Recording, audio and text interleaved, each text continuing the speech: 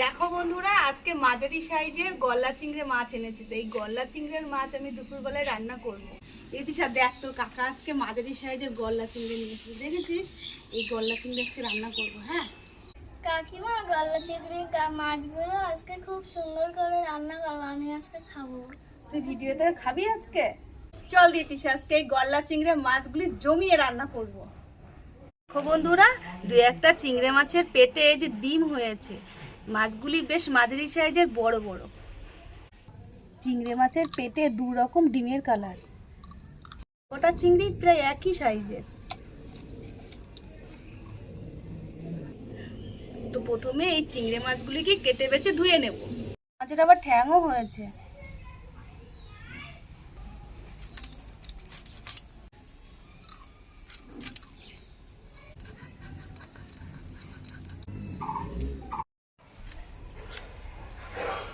একটা চিংড়ি মাছ কেটে রেডি করে নিয়েছি। এবারে মাথার এই খোলাটাকে ফেলে দেব।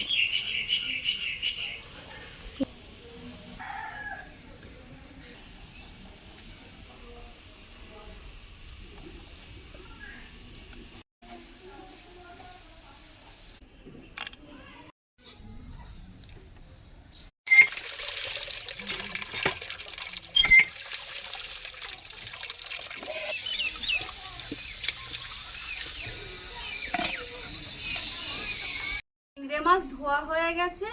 এবার কাঁচা মশলা সবজি কেটে নেব আর আলু কেটে নেব।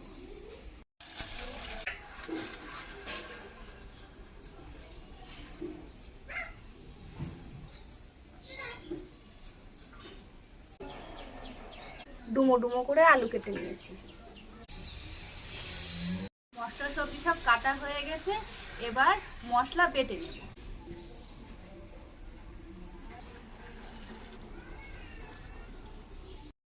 আদা আর রসুনগুলি থেতো করে নেব।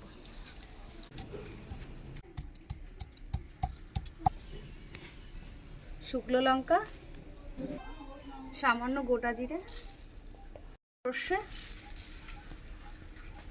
সামান্য একটুখানি চাল মগজ,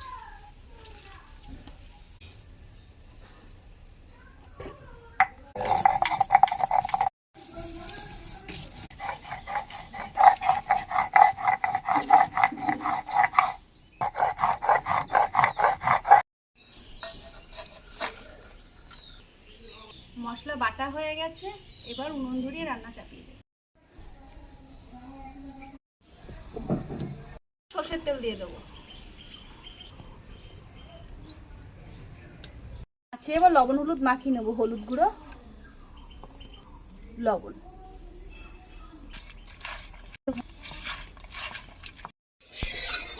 তেল গরম হয়ে গেছে। এবার চিংড়ি মাছগুলি ভেজে নেব।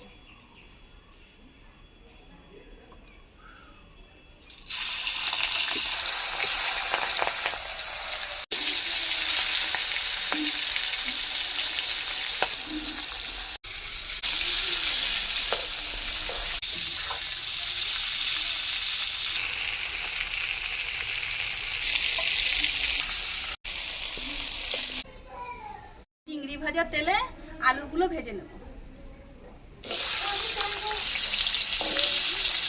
আলুগুলি ভাজা হয়ে গেছে, তুলে নেব।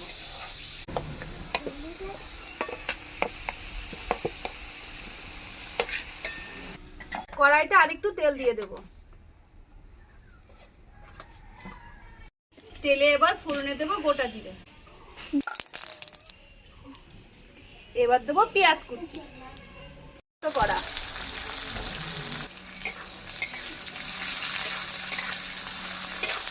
এবার দেব কুচনো টমেটো। এবার দেবো বেটে রাখা মশলা।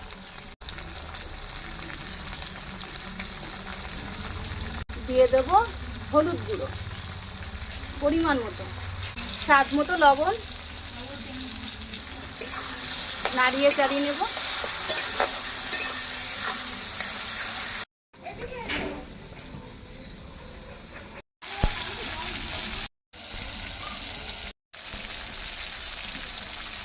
থেকে তেল ছেড়ে দিয়েছে, মশলা কষানো হয়ে গেছে। প্রথমে মশলার মধ্যে ভেজে রাখা আলু দিয়ে দেব। এবার ভেজে রাখা এই চিংড়ি মাছগুলো দিয়ে দেবো।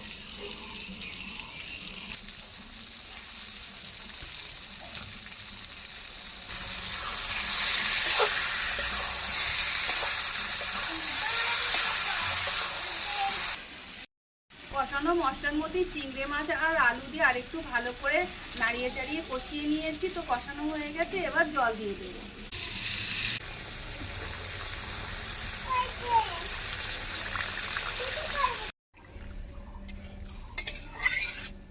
জল ফুটতে ফুটতে চিংড়ি মাছ আর আলু ঝোলের সঙ্গে যখন মজে যায়, গ্রেভি গ্রেভি ঝোল হয়ে যাবে, তখন নামিয়ে নেবো।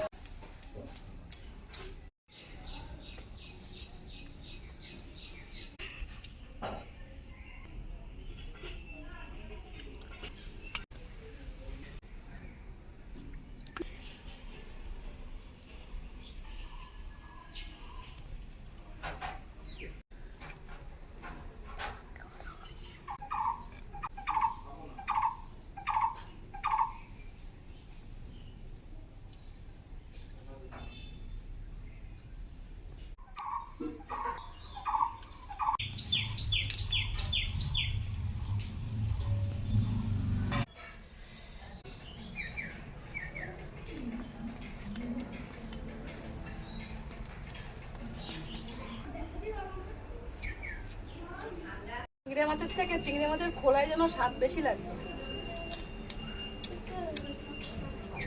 চিংড়ি মাছ দিয়ে আলুর এই রসার রেসিপিটা দারুণ হয়েছে খেতে, অসাধারণ লাগলো খেতে।